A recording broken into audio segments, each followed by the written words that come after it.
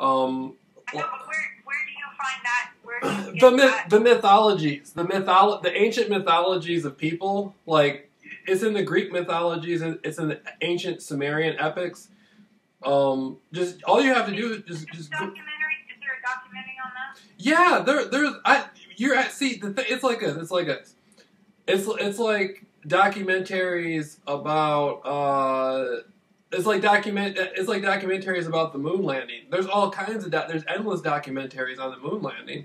I wouldn't know where to start in saying watch this documentary because there's so many of them. But if you were to Google Nephilim or Anunnaki or like humans and ETs, there would be endless documentaries on it because there's so many documentaries.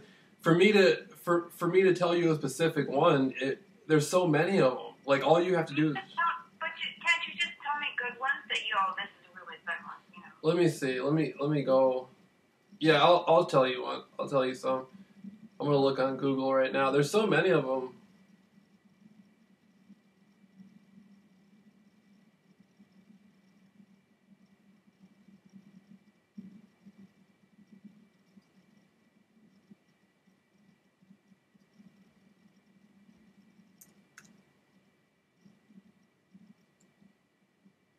Hold up, I'm gonna.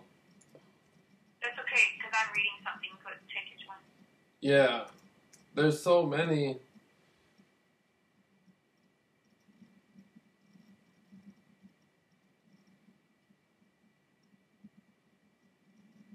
Here's one right here. I typed in Anunnaki documentaries. Best documentary of all time, documentary Anunnaki theory.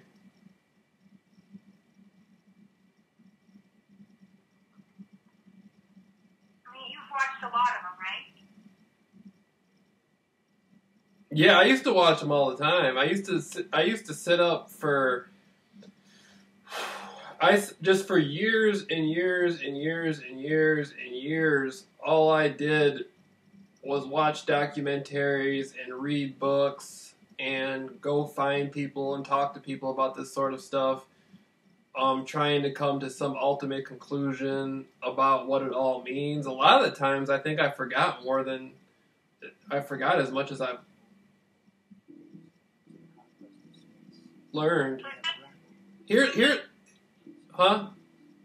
So just go search for Anunnaki and just watch whatever Anunnaki. Yeah, just start pulling up the different ones. Because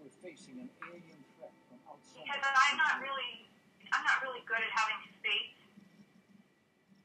It's going to be good. So if someone tells me this is good, it will help me. If you okay, let me share with you a little bit about what I know about like the learning process of this stuff. There's never going to be one documentary or two documentaries that are a must watch.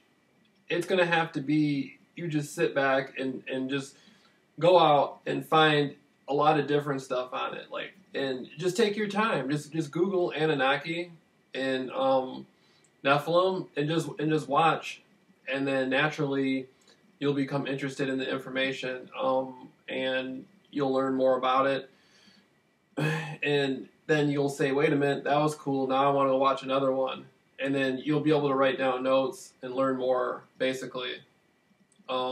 About what you watched. And it's a slow process. It's not going to be one documentary where you ultimately learn all the secrets and truths and stuff. It's going to be a few different ones that gives you the most insight. No one documentary is going to provide everything, but there's so many documentaries. 20 years ago, even on the History Channel, they got the ancient alien stuff. I know you've seen that, right? I have a problem with learning. Like in school, I could not follow information. Like Okay. Even when you're talking, I'm like, I want to ask you to slow down. Oh, I'm sorry. It's not you. I have a hard time learning information. I can't keep up.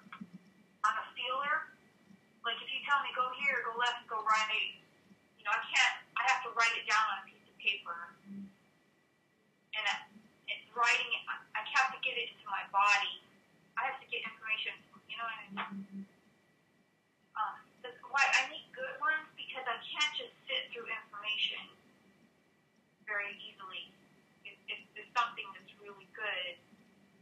Right. Right. No, I get what you're saying. You have to have it in more better context to get the. Like I'm a dancer. Okay. Like I'm a really natural dancer. If I just start dancing and I say, hey, you know, you can do this. Just do what I do. Okay. I'm not an auditory person. I don't have that skill to just inhale information like a lot of people do. Right. Right. Right. But I can dance circles around most people, and they'd be like, "Teach me how to do that." I'd be like, "Well, you know, it's very easy. It's natural for me to dance." And then, okay, so have you gone to the library? Do you go to the library, or is the reading the same way? Is the reading the same way as watching? When I get an email message that's more than just something really small, I freak out. When I see a big paragraph, I'm overwhelmed. Right. So information is overwhelming to me. Unless it's like 2 words. And even when it's 2 words, I just kind of study those 2 words like in a deep way. It's hard for me to sit through information, to find my way. Just the word the library, just like, I'm like, don't say that word. It's a place that has all this information. It just freaks me out. How one can find their way through information. It'd be like swimming. I'm like telling you, I'm drowning. Can't swim. I don't know how you people swim. I'm freaking out. I don't get it. Right. But I'm totally open. If you've seen so many documentaries, it's really awesome ones stick out in your mind that were really clear and really easy teaching. You know what I'll do? I'll look tonight. I'll take some time and I'll go through a few of them, and I'll find one that's more in sync with what you're talking about, like one that's very like honest and doesn't jump around a lot. And yeah, just one. I just need one. Right. Now I see what you're saying. Because before. And I'll have to watch it many times just to get that one in me, you know? Right. Especially if it's good, I'll just like savor it. That'd be great. Got that settled. Yeah. Yeah, now I see what you're saying in depth better. Before, like I was saying, watch this documentary, watch that documentary. I didn't know that that was going on with you, to where you know. Now I see what you're saying.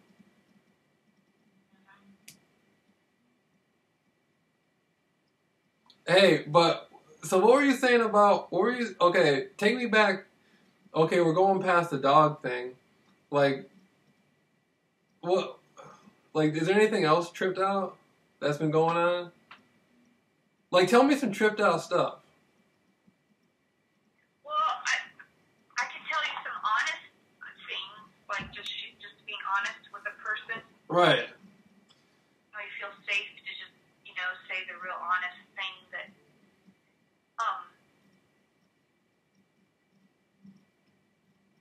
like I feel most of the time I told you about the Enneagram, I'm a type 4. Mm-hmm. And you're a type 9, the peacemaker. Right. So in my type, it tends to be self-absorbed and self-pity, and that's where I'm in that self-pity, longing, wishing somebody loves me. And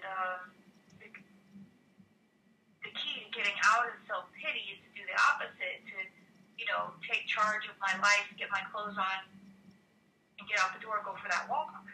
And call you if I can't do that, and tell you the truth. Say, hey, I can't, but at least I reach out and tell you, here I am. City, and I know I should. But anyway, I'm doing really great right now, I think, because of that decision last night to go for the walk. Things are much better at home here with Frank.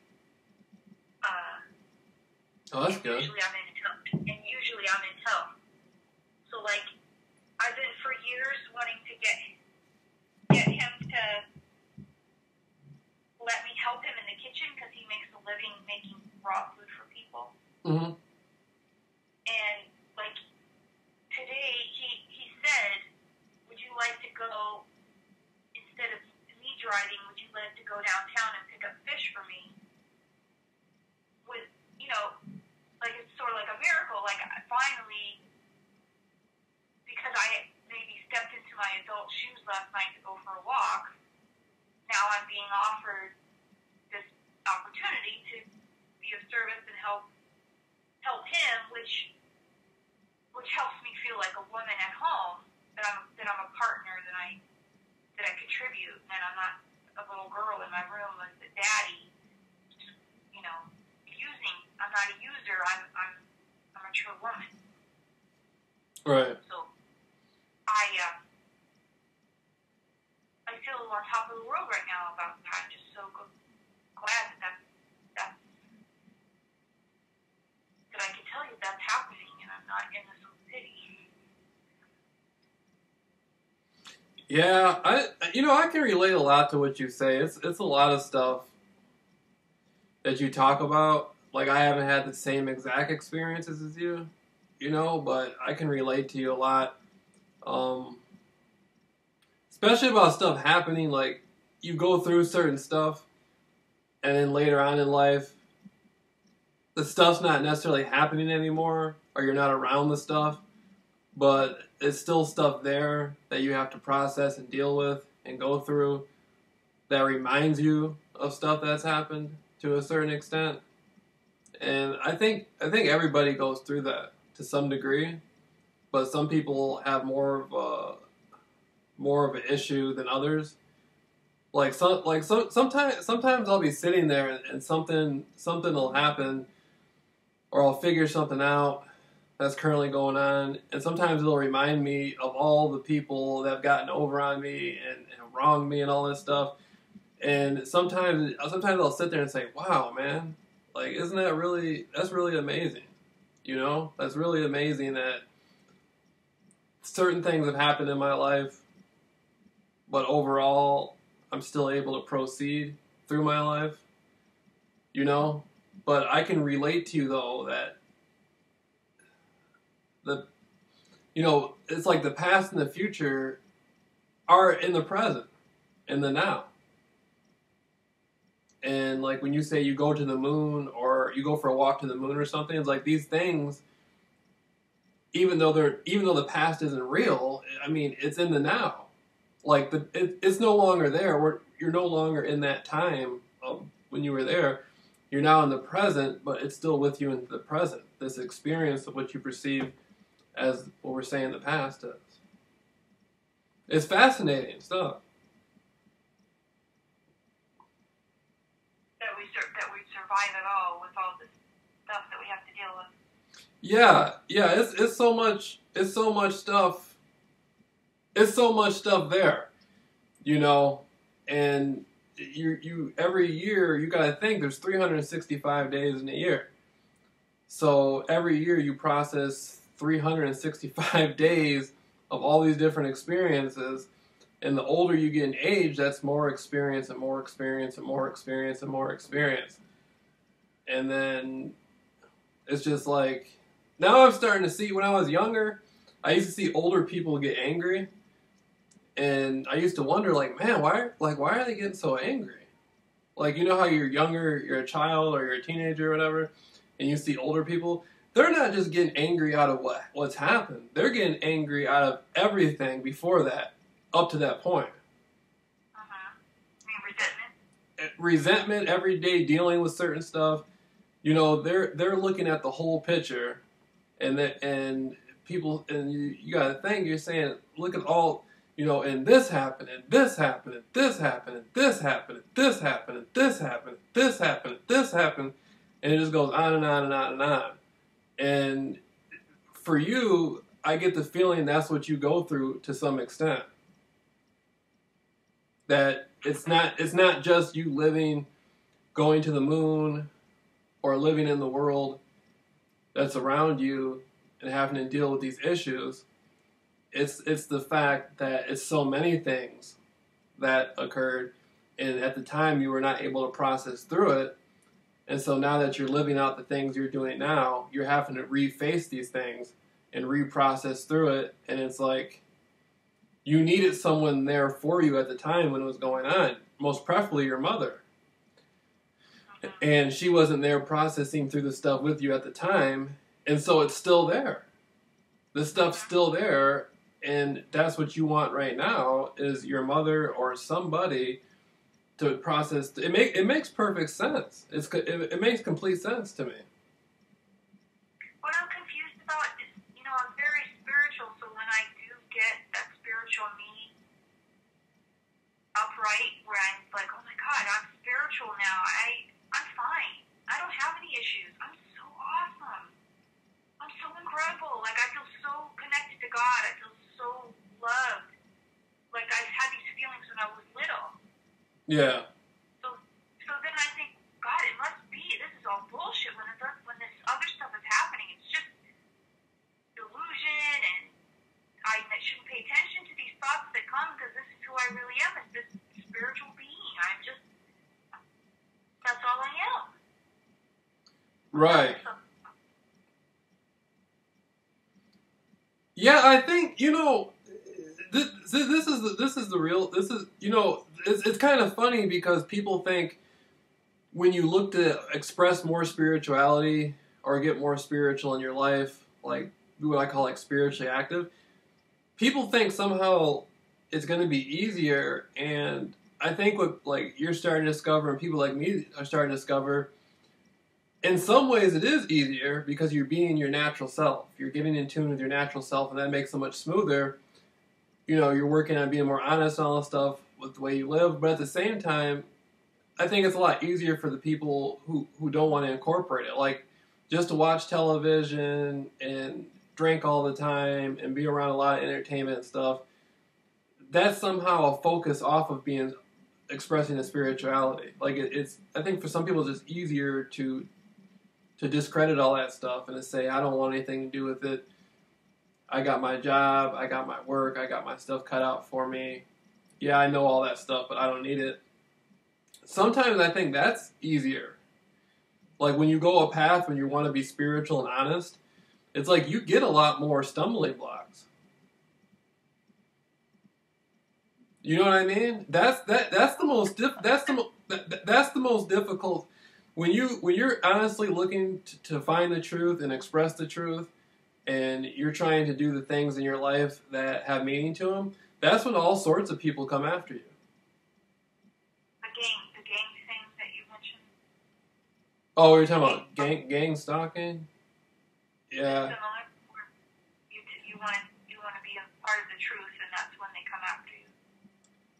Well, that's one interpretation of it.